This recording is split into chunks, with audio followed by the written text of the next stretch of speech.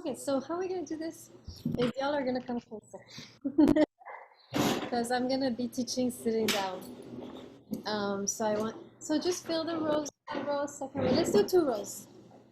That way we're closer together. You're all with mask. What? You don't need. I mean, it's we're gonna talk. I'm gonna introduce. Okay, much better. Okay, great. So let me get my pencil. So just making sure, is everyone in the class okay with me teaching with no mask? Everybody's good, you're good, especially front row people? Okay, great. And if you're uncomfortable a little bit, you can go in the second row. Very good. Okay, so let's first talk a little bit about our little meditation session. So just so you know, we'll be doing this next time and the time after, the next 2 times. First 20 minutes we'll do this. So come, with maybe better clothes. I didn't warn you, I'm sorry. I thought of it right before class. So come with a little better clothes. You can buy the cushion. Right now you see what it looks like. It's very good. It's very cheap, maybe $25. You decide. And just come prepared. I want you for next time to memorize the sequence so that we can just do it. So write this down. First one is the kind of the prayer pose, right? When you're on your knees and you go down, right? We'll call it, I don't know the name, right? We'll call it the prayer pose. From the prayer pose, you do the cobra, right? You know what I mean? But you lie flat and remember, you come up, right? And your pelvis is on the floor, right? You just come up with your arms. So the second pose is the cobra.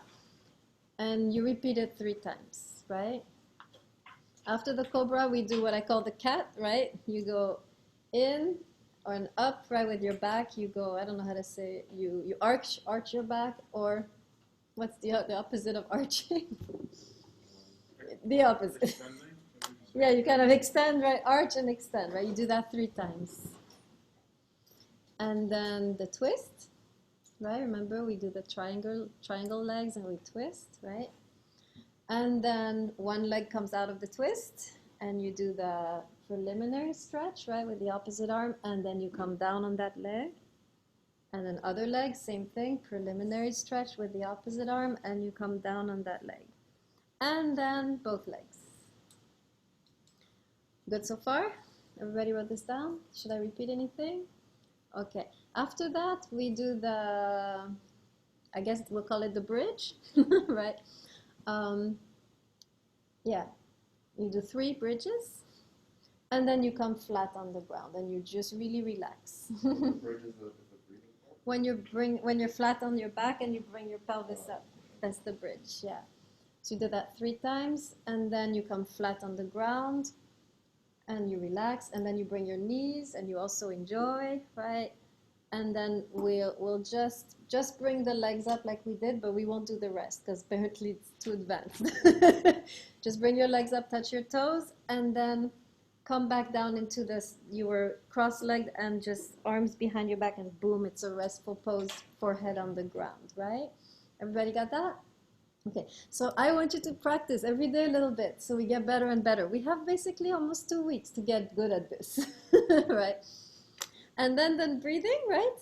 Alternate, right? Drew, Drew. Starting with the left. So thumb, pinky. Let's try that together. Thumb on the right nose, right? And you want to keep your hands straight like that, just to look more elegant. Try to keep your hand, don't go like that. Hands straight, right? And when you put your pinky, you also keep your hands straight. So you're barely moving, right? Your hands are like basically covering your face, just your thumb moving back and forth, right? Do this. This is the movement, right? So let's try it together. Thumb, pinky. Thumb, pinky.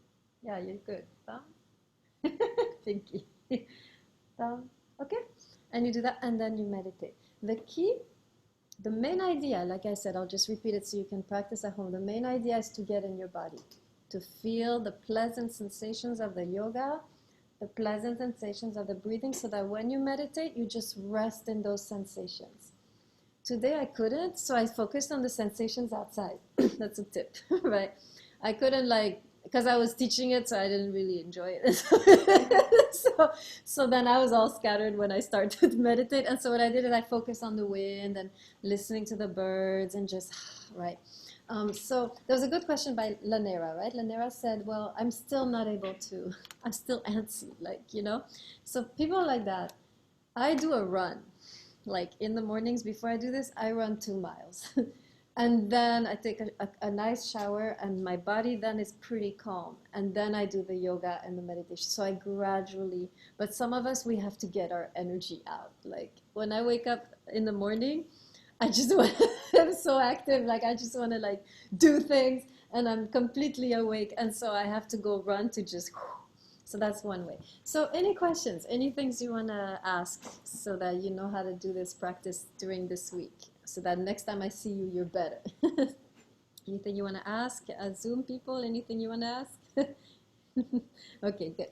All right, so now we get into theory. We'll talk about the Upanishads today. All right.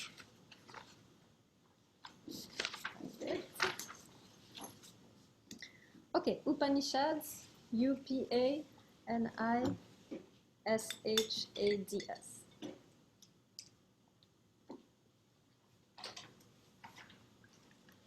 And then I need someone to remind me to talk about the tests. Who would like to do that? To remind me at the end, right, 10 minutes before class ends, so like at 4:15?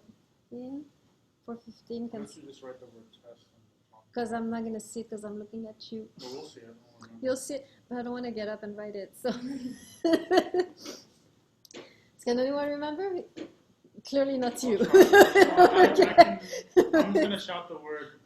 Okay, very good, very good. All right, we can talk a little bit about you guys. Okay, Upanishads, it means actually, in Sanskrit, it means to sit down near. So maybe sitting at the feet of a master or sitting down, right? And we did already the practice of sitting down. This is a very, very important part of the Hindu way to happiness, right? So this text we're about to read is part of a larger work called the Vedas, Vedas, which are these sacred texts of Hinduism, which have been written over centuries, right? Between 800 to 300 BC. These texts have been written by different sages and compiled into this huge work called the Vedas. And inside the Vedas, you have this section called the Upanishads. So some of these texts, and you're going to see, are so beautiful and so profound, right, that people actually believe that they were not written by man, but by angels, right? So we're dealing here with angelic texts, right? Because they're so out of this world, right? They were so countercultural. And you'll see, right? What we're going to see here is that we are not dealing with a religious text. This goes deeper than religion. The religion at the time in India was polytheistic. They worshipped the elements. And the Upanishads mentions this. They would worship the wind, the earth, the fire. They would pray to them, right, to maybe make the rain come or, and so forth, right? So to control the elements, right? They would pray to these elements, worship these elements, the forces of nature, right? And offer sacrifices to these gods, right? And whoever came up with the Upanishads was going against this, was saying, you guys believe that God is somebody we have to sacrifice to, that is somebody distant that we should be afraid of, right? These elements, I mean, if you live in nature, nature is not your friend, right? Very often it's not your friend. You have droughts, floods, tempests, storms, all kinds of destruction occurs through nature, right? So they feared these forces as gods. And to appease these forces, they would offer these sacrifices, right? And so we will see one of the texts in the Upanishads we're going to study. For them, God was not this thing to be feared. God was actually very close to us, right? And all around us. So the writers of the Upanishads emphasized something very countercultural, that God was not separate from us and was not this entity to be feared, because God ultimately resided within us. Now, this is extremely cutting-edge thought in the ancient world, right? Even when you go to the text of the Hebrew Bible, which was very, very sophisticated, and we read Ecclesiastes, which is before the Upanishads, God is still out there, right? If you read anybody, right, God is still separate. The Hindus, I mean, it's only much later with Christianity, which we're going to study, right, that there was this notion of God within, which we'll talk about. But the Hindus preceded Christianity by hundreds of years, right? Whatever Jesus spoke of, the Hindus knew already, right? So the Hindus were already aware that God is within. He's not supposed to be out there somewhere worshipped and feared. God is actually resides within us, right? So not only that, he surrounds us, right?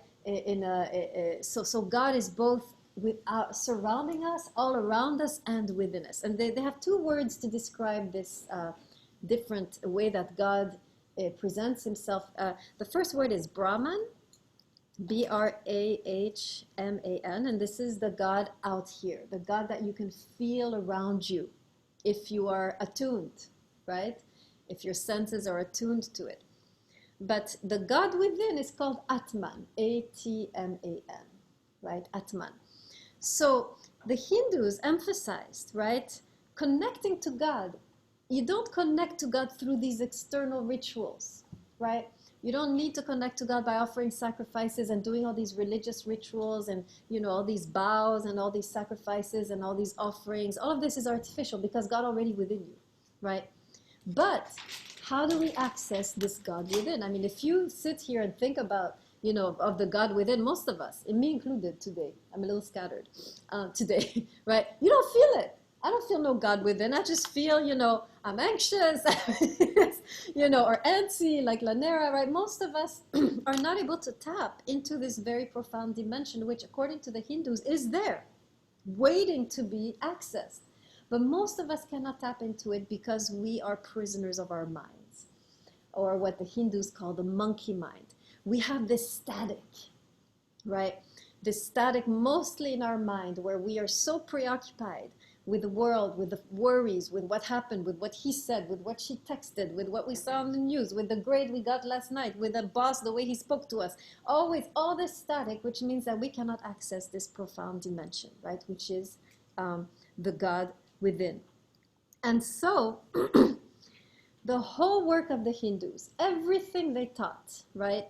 Everything from beginning to end is practices in order to help us connect to this dimension, right? The Hindus, they wrote a lot, but they also developed a lot of practices. Unlike the Judeo-Christian Islamic tradition, which is mostly the word, right? The Hindus realized we cannot connect to God just through words or thoughts or ideas. We connect to God through the body. And you saw, that's why I told you, focus on your sensations, get in your body, drop in your body. When you connect to your body, to the pleasurable sensations, you are beginning to connect to that deeper side of you, right? So they have so many practices. We are only doing a tiny bit, right? They have so many breathing exercises, different yogas, and so forth, right? But the key is, right, how to connect to this deeper dimension. Now, this is very powerful. If this is true, and again, right, the only way you will find out is if you try it, right? Hinduism is very existential in this sense, right? You cannot, whatever I'm going to say, whatever the text is going to say, you cannot prove it until you have experienced it. This is not like Western philosophy where I can prove something on the board for you, an argument, and then you're convinced with your head. In Hinduism, you can only know by doing, right? So it is as you practice these things that you will begin to understand in your flesh the concepts that are talked about in the Upanishads. This is not like Western philosophy where you read the text, you understand the words, and you're like, yeah, I get it. Like Ecclesiastes, right? All of us, we read, we're like, oh yeah, that makes sense, okay, shift the existential stance, receiving, it made sense. Now we're clear in our head, right? The Hindus, you cannot understand unless you feel it in your flesh, right? What this whole thing, the Atman, God within, it makes no sense until you actually go and do these practices regularly, right? And diligently and patiently and slowly at your pace, right? As the more you do these practices, the more you will begin to tap into this dimension and the more it will feel real to you, right? I mean, there was one practice which I will show you next time when we do the Chinese. I actually did it just to please the person that was trying to teach me that practice. I was trying to be nice and understanding. So I'm like, okay, fine, I'll do it. I didn't believe in it at all. I was like, this is bullshit, you know. So all this is bullshit. Yeah, so, and I practiced it once a week for a month. And then I started to feel it, what that person was talking about. I was like, oh my gosh, this is, and I continued and I became better and better at it, right? So these practices, I mean, I'm the first one to dismiss them, right? This is collective delusion, right? They're all a placebo effect, right? But actually, when you actually begin to do it, just give it a chance, right? Give it a try. You will begin to discover the Atman. You will begin to tap into your Atman, right? The divine within yourself. And that will begin to rise more and more, and you will begin to actually live more and more in tune with that dimension rather than being constantly led by your mind, right? Okay. Now, when it comes to happiness, think of how different your life would be, right? If instead of just being there, dealing with all the chaos, you had this kind of home to come to every day, right? You had this anchor. I mean, how shall I put it so that you really can connect to what I'm saying? For me, these practices are ways to find safety in the world, right?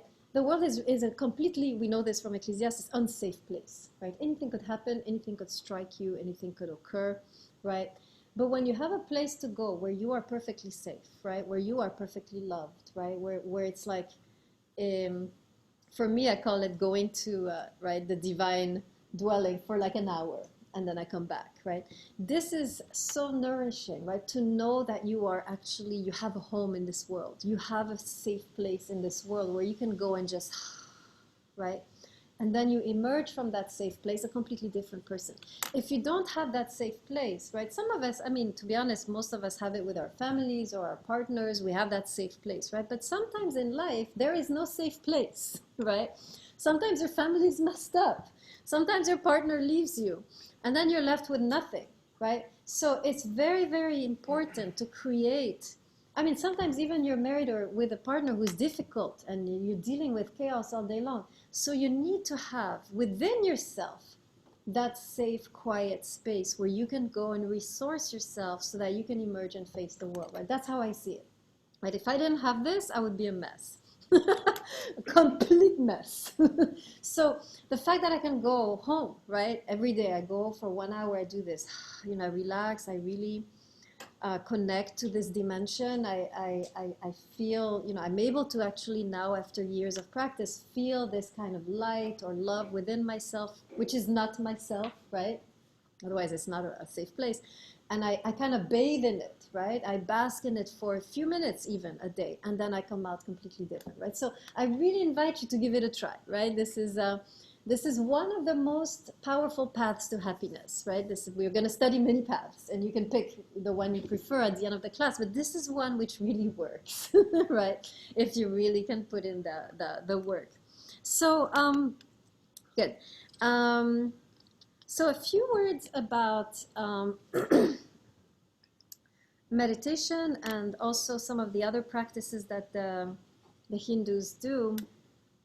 So there's two levels that you have to, in a way, purify in order to access this dimension, right? The body and the mind. Okay, so let's start with the body, because that's the macro, right? So the Hindus, right? I mean, let's imagine this. Suppose you have a burger, right, before coming to this. Can you do yoga with your burger in your stomach? I don't think so. Right? You're like, you know, you're heavy, you can't fold, right? You're like, right? You're feeling tired, lethargic, right? Your energy's all in your stomach. Your brain is like a cloud, right? So the way you eat, suppose you didn't sleep before coming to class and you're trying to do this yoga. You can't stretch actually if you haven't slept. I mean, when I don't sleep good, I'm like, you know. Or suppose, I think the food, yeah, I think those are the main ones. So they understand that before you can cleanse the mind, in order to connect to this deeper region, you have to cleanse the body. And so there's several ways, right? The yogis, the Hindus, right, emphasize 4 main things that you have to begin to do with your body so that you can begin this cleansing process. The first one is exercise, right? Moving your body. Very important. If your body is stagnant, you cannot meditate. Why? Because your meditation means that you're alive in yourself. If you're all lethargic, you're not going to feel anything, right? In order to feel the Atman, you have to be energized, right? Because it's an energy, right? So doing some kind of light exercise or heavy, depending on who you are, right? Some of us need heavy exercise. Some of us need just light exercise, but moving your body every day a little bit, right? Diet is so important in the Hindu culture, in the Hindu wisdom or path to happiness. They have what is called a sattvic diet. Let me spell it for you. Sattvic, sattvic diet, from sattva. Sattva means pure. And so this is a diet which keeps your body pure, right? Sattvic, Sattvic. So one word? Huh? One word? Sattvic, yes, one word, yeah.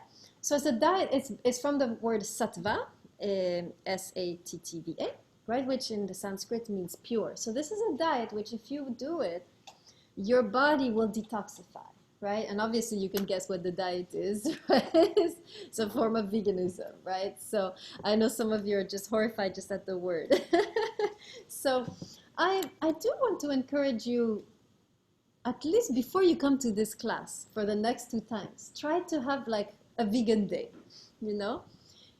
So you're like, how am I gonna do that?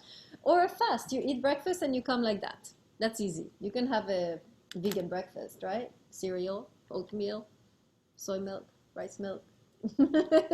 It's just a suggestion. You don't have to, right? But if you want to go all out, right? One of the ways you could do that before coming to class the next 2 times, try to come on a kind of empty stomach. So you eat breakfast, maybe around noon. It's kind of a breakfast which is vegan. And then you come and then you can have your supper and ruin everything. So, Fasting is really cool, but it's something you have to work up to. yes, exactly, right? Fasting is good too. What I've tried recently, which works really nice, is the intermittent fasting. Have you guys? It's really good because it's easy. You stop eating at 6 p.m. At least I do it like that. I stop eating at 6 p.m. and then I don't eat until noon the next day. It's done wonders, right? It's done wonders. It is really cool, and I think I just want to chime in.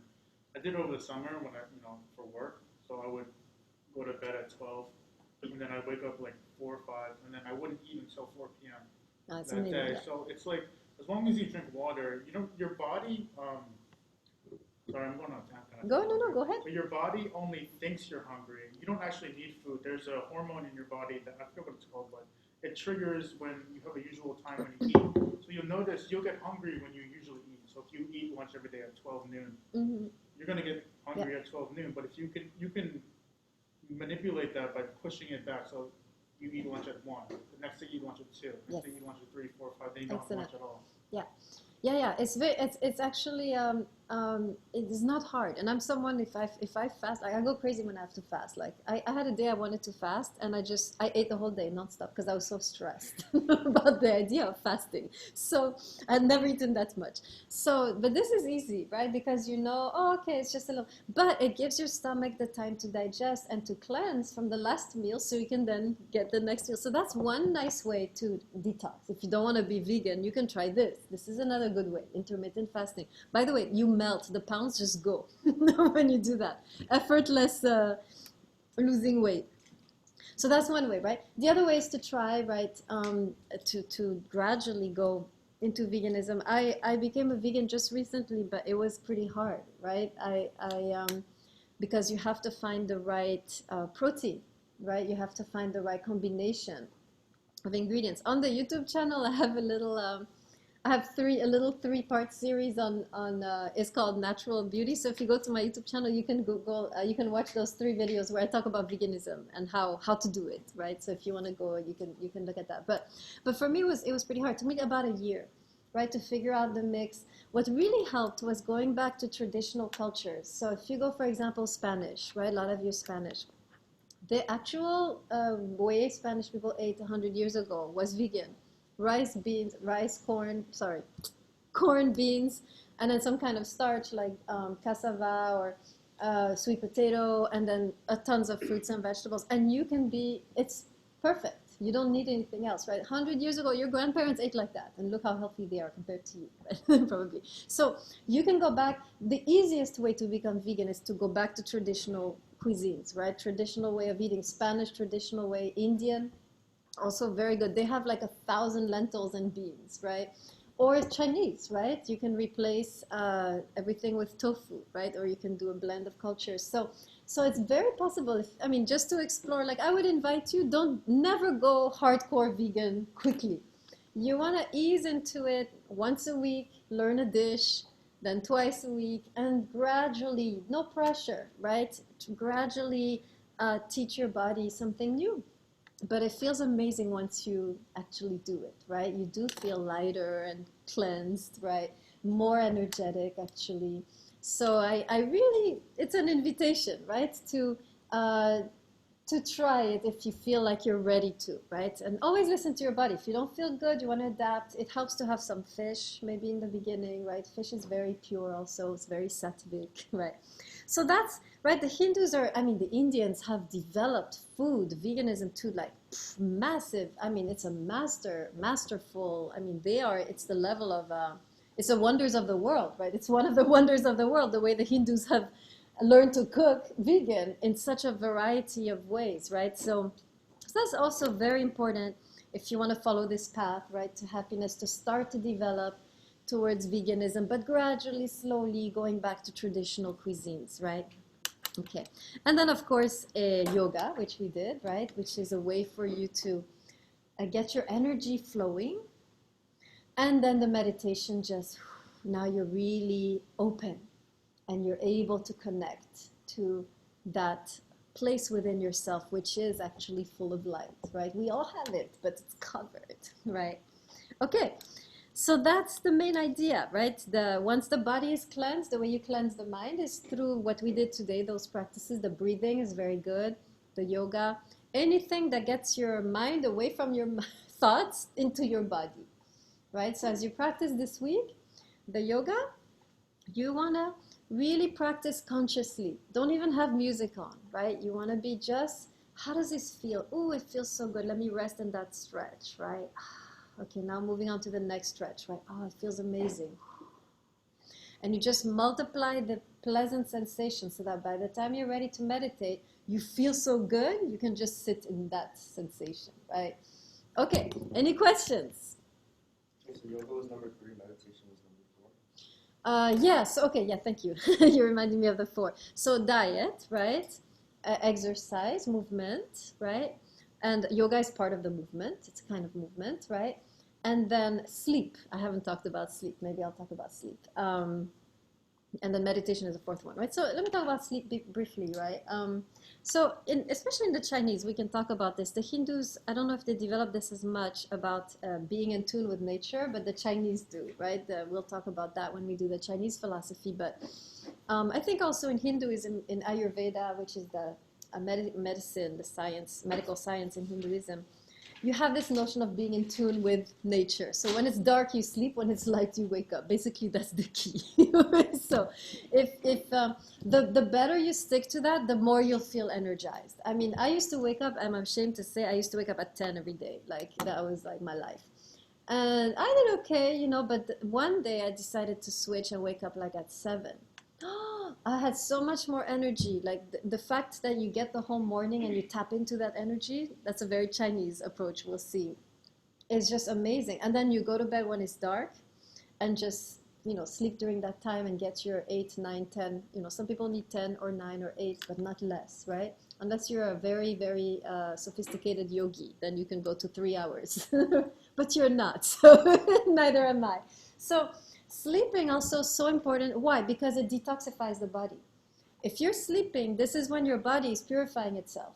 If you skip the sleep, you stay with all the toxins from the day before, and you carry that into the next day. That's literally why sleep is so important. If you don't sleep enough, your body doesn't detoxify, and you just carry that in the next day, and in the next day, and in the next day, and you get more and more toxic, right? And then how can you connect to that, right, to that place within? So sleep just for that, right? making sure, I mean, in Chinese medicine, they say you have to sleep before 11 because that's when the liver starts to detoxify. And if you skip that, if you go to bed at 1, you can have like the complete dramatic liver the next day full of toxins, right? So they have the organs every hour, different organ detoxifies, right? So that would be the sleep. And then, of course, the meditation is the fourth, right, pillar of this. So these are the practices, right, that they invite us to do without even, and you don't even need to, we don't even need to read the Upanishads if we do this. You see, the Hindus, it's entirely the practice. If you do the practice, you don't even need to know what is right and wrong, who is God, who isn't God. You don't need to know, right, what's this rule, there are no rules. You're connecting and you're making everything possible to facilitate that connection. If your body is pure and your mind is settled, you can connect, right? If your body is toxic and your mind is overactive, you cannot connect. That's it. That's all it is. There's no right and wrong, except connecting, not connecting, right? So you can see how this is not a religious thing, right? Religion is concerned with God, how to treat God, or what's right, what's wrong. Here, they're only concerned with connecting to this deep part, which you don't have to be religious to have, because they believe every human has this Atman, right? It's the breath. It's that part in us which is spiritual or divine. Okay, great. Any questions, comments before we talk about the test? This sounds like the first like weight loss routine. What? Hinduism is just like the first Yeah. weight loss routine.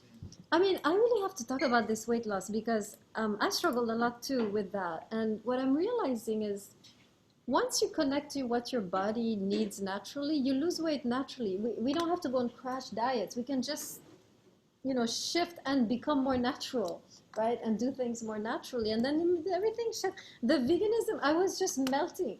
Like I had a period where I was trying to lose weight, and I had reached a plateau. I was running 5 miles, and it worked for a while. Then I plateaued. I couldn't lose the last 10 pounds. And I was like, what the hell? Then I really started to understand like why people struggle, because you don't know what to do. You really don't know what to do. You're stuck. And I was eating right. I was doing everything good. And then I thought, let me try veganism. I had heard that Beyonce and Jay-Z tried it, so I was like, okay, let me try.